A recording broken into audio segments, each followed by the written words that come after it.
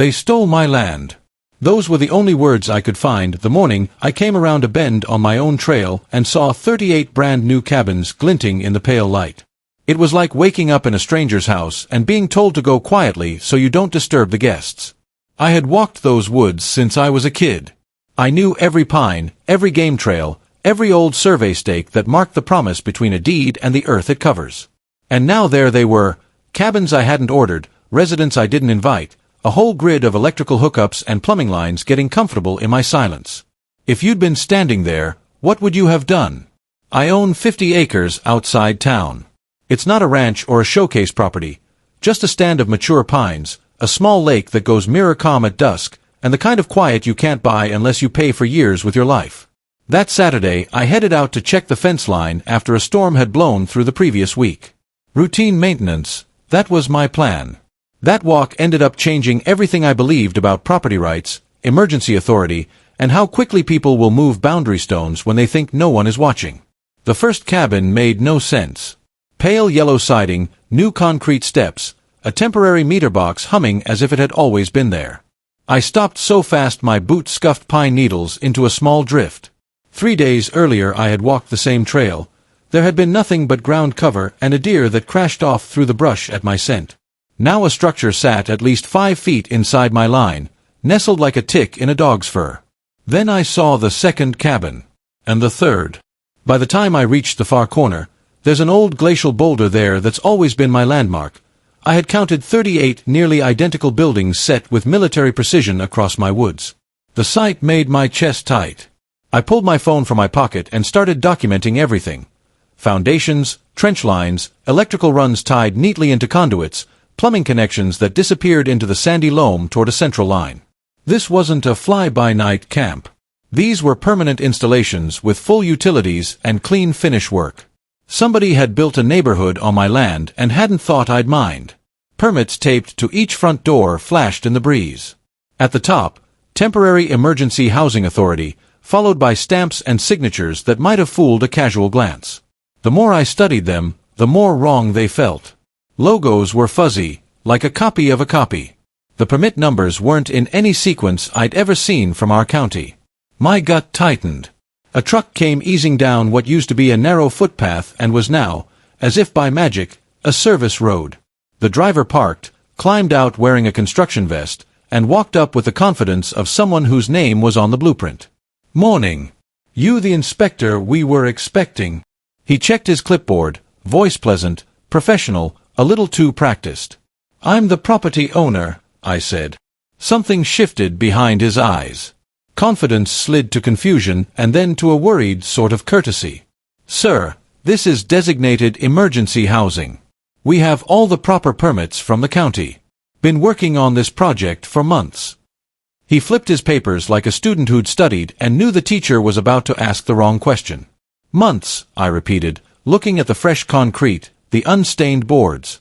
"When did you pour these foundations?" "Started last Thursday. Finished Sunday night. Had to push hard. County said the emergency declaration would expire in 90 days if we didn't break ground." "Last weekend," I said flatly.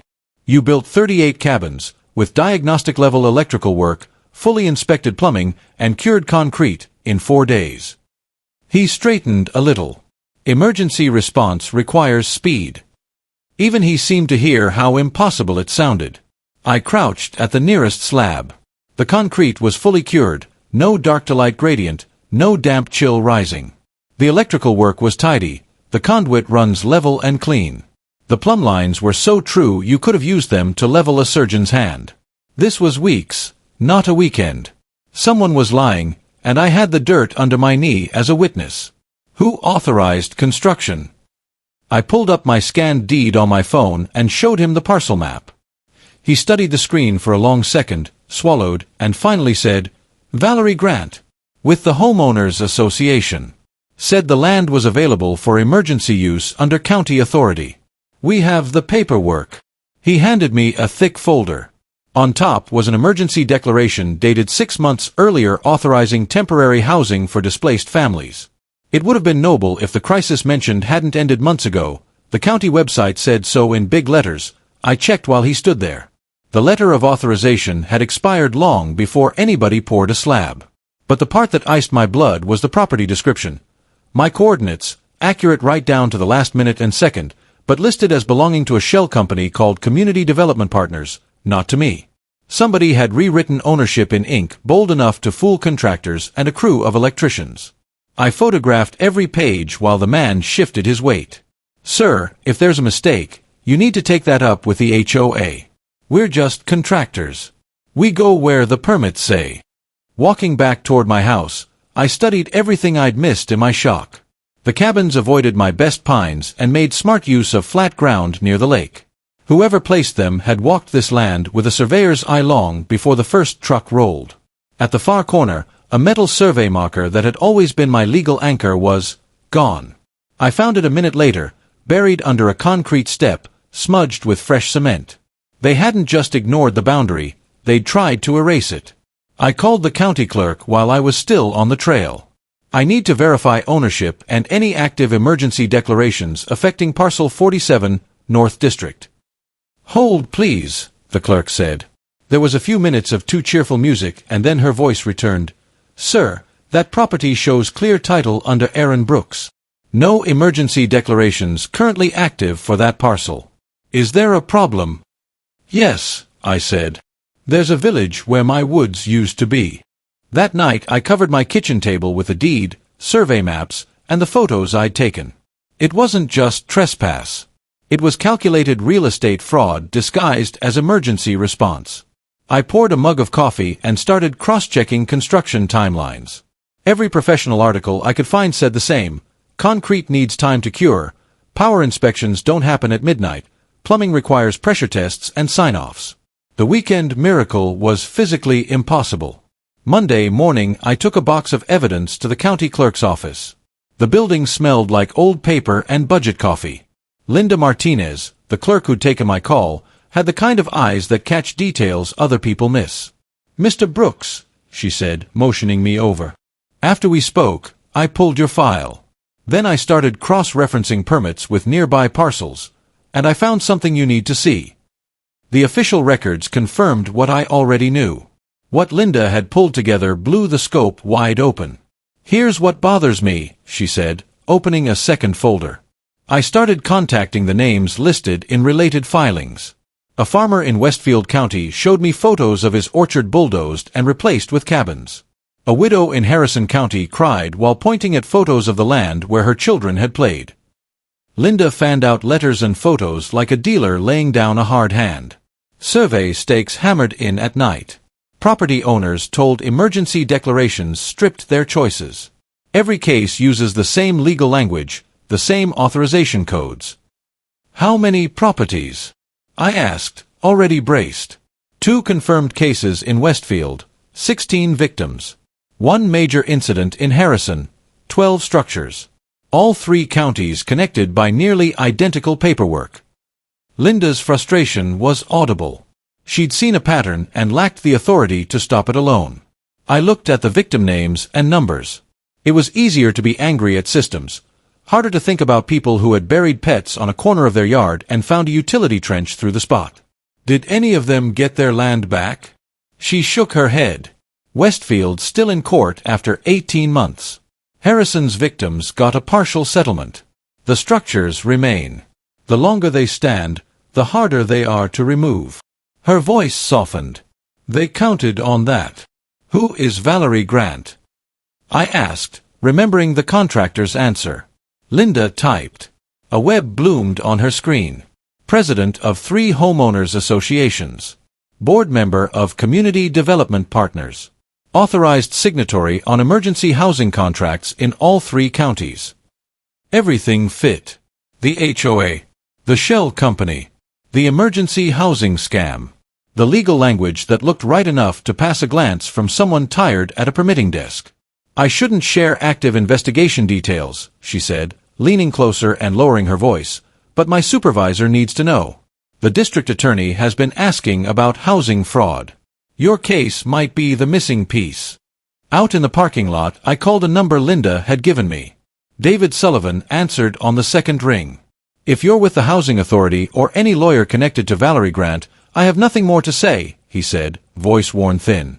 I'm a property owner in the next county, I said. Same thing. 38 cabins. Same emergency authority language. He was silent for a beat. 38. That's bigger than both our cases combined. And you're telling me it went up in a weekend? We talked for an hour. He told me how his family came home from a week at the lake to find emergency shelters on what used to be their corn. The families living there paid rent to Valerie Grant's company while the Sullivans paid to fight it in court. I called other names on Linda's list. Sarah Chan in Harrison said it all looked so official at first. County seals, signatures, inspectors on site. We thought it was a mistake, she said, until Valerie threatened us with legal action for interfering with authorized emergency response. By evening, my wall was a timeline. Westfield, 16 units across 2 properties over 3 months. Harrison, 12 structures on 1 farm in 6 weeks. My land, 38 cabins in a single weekend. It was an evolution. Slower at first to avoid detection, then faster. Finish the job before anyone can stop it. The geography made sense too, 3 counties forming a line northeast, like a storm creeping along the radar. Stay ahead of coordination between DAs and county clerks, and you can turn trespassing into a rental business model. Linda called back just before 9. The district attorney wants to meet with you tomorrow, she said. Your case ties threads we haven't been able to connect. And Erin, she paused. She's already scouting property in the next county. Tuesday morning, my phone lit up with a number I didn't recognize. It was the contractor I'd spoken to buy the cabins, Jason Reynolds. He sounded like a man who had learned his roof wasn't attached. Mr. Brooks, I need to meet you. Immediately. I went through every contract I've signed with Valerie Grant. I think we both have bigger problems. We met at a diner where the coffee is strong enough to melt a spoon. Jason arrived with 2 boxes and a face like a building after a hurricane. I've been her primary contractor for 3 years. Every permit looked authentic. Every authorization had a letterhead. My license number is on all of it. Westfield, Harrison, now your place. He swallowed. If they determine I knew, I lose everything. But I didn't know. I swear to you. We don't verify property ownership. We verify permits. We assume the county issuing the permit has done its job. He slid emergency declarations across the table. They were good. Too good. Official seals that would pass a test with the naked eye. Legal language that mirrored genuine county paperwork. She didn't just forge permits, he said hoarsely. She built a fake bureaucracy. How much have you been paid? I asked, not because I was counting his money but because I needed to understand the motive behind this kind of real estate fraud. $230,000 over 18 months, he said. If they say I should have known, I'm liable for restitution, plus criminal charges. The state licensing board called this morning. Immediate suspension pending review. He had the shaking hands of a man who has to go home and tell his wife the company truck might be gone by Christmas. And then he told me what happened when he went back to the site. Jason Reynolds arrived mid-meeting, pale. She's at the HOA office, he said, breathing hard. Feeding documents into a shredder. Assistants carrying boxes to her SUV. David was already on the phone to the sheriff. We have evidence tampering, he said to the dispatcher. We have video. Within an hour, Sheriff Martinez called back. We have a warrant, he said. Don't let anyone leave. We're on our way. By late afternoon, a deputy was telling a woman who had once been the loudest voice in the room to step away from the shredder. Boxes of files were stacked on a conference room table. Payment ledgers. Email correspondence. Originals of the fake emergency declarations. It turns out a shredder can't eat a lie fast enough once the law tells it to spit. Saturday's emergency court session looked like accountability in action. Judge Patricia Williams consolidated everything. My property rights case, the insurer's civil lawsuit, the victims' coalition's class action, and the district attorney's criminal charges. The courtroom felt like a place where promises get hammered back into shape. Clear title is confirmed, Judge Williams said. You are granted immediate authority to remove all structures built without permission. Deputies rolled in a projector showing aerial photos of the cabins, and then a schedule flashed in red letters, auction dates. Materials will be sold under court supervision. Proceeds go to restitution. The Victims Coalition has arranged temporary housing assistance through county services, the judge continued. Displaced tenants will receive priority for legitimate programs. Gasps broke, then a susurration of relief. The district attorney stood. The defendant has entered guilty pleas in 3 counties for felony fraud, document forgery, and conspiracy. He turned toward Valerie. You systematically abused emergency response systems for personal gain. 4 years in state prison with supervised restitution. The sentence didn't bring applause. It brought something heavier, a recognition that the person who had treated land ownership like a suggestion had finally run out of excuses. The judge turned to me. Mr. Brooks, do you have a statement? Only this, I said, my hands flat on the rail. Systematic fraud requires a systematic response. No individual property owner can do this alone. But when county records, the district attorney, insurance counsel, journalists, and victims organize, you can turn a scam into a lesson, one that protects the next family down the road. Jason Reynolds stood a little taller as the judge spoke. Mr. Reynolds, your license suspension is lifted based on your cooperation. Professional boards value integrity over misplaced loyalty. He bowed his head once, like a man coming up from a long dive. Sarah Mitchell's paper ran a headline the next morning that felt like a boundary stone set in concrete. Fraud exposed, property rights restored, emergency authority reform. The article praised county records officers like Linda, contractors with courage like Jason, victims who refused to go quietly, and a district attorney who understood that criminal prosecution and civil litigation are both tools for justice. 6 months later, the cabins were gone. Survey markers stood like small flags, each encased in protective collars under court order. Emergency management adopted new protocols. No construction on private land without owner verification. Every emergency declaration posted online with expiration dates.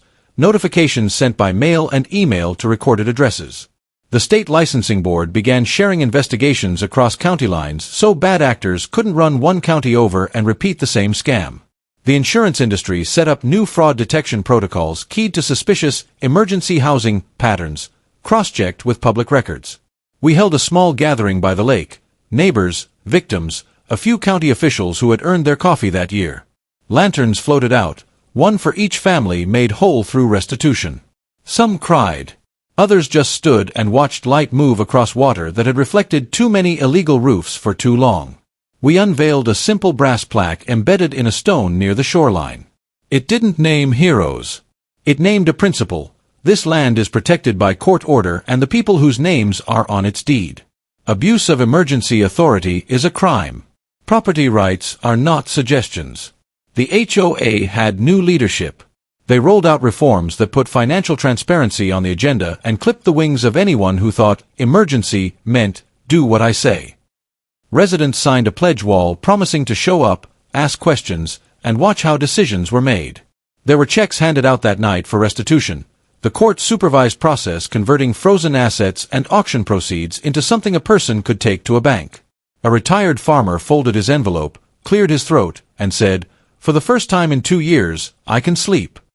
People applauded, some for him, some for themselves, some because it felt good, finally, to be on ground that wasn't sliding out from under you. If you've ever dealt with HOA overreach, construction fraud, or emergency housing schemes that felt more like land grabs than relief plans, your story matters. Share it. Someone down the road needs to hear how you pushed back. If this story helped you see the processes, county records, civil lawsuits, asset freezes, criminal prosecution, restitution funds, media investigation, contractor licensing, consider sharing it. The next person who hears an engine and sees a cabin where their pasture used to be might win faster because you lifted your voice. Stay sharp. Guard your lines well. Property rights aren't just legal terms, they're the spine of a community. And when we stand up, even the biggest frauds learn that the line between mine and yours is still written clear enough to read. Like, share, and let me know what you would have done, standing there at the edge of those 50 acres, looking at 38 roofs you never approved. Would you have turned around? Or would you have done what I did? Take a deep breath and start making calls?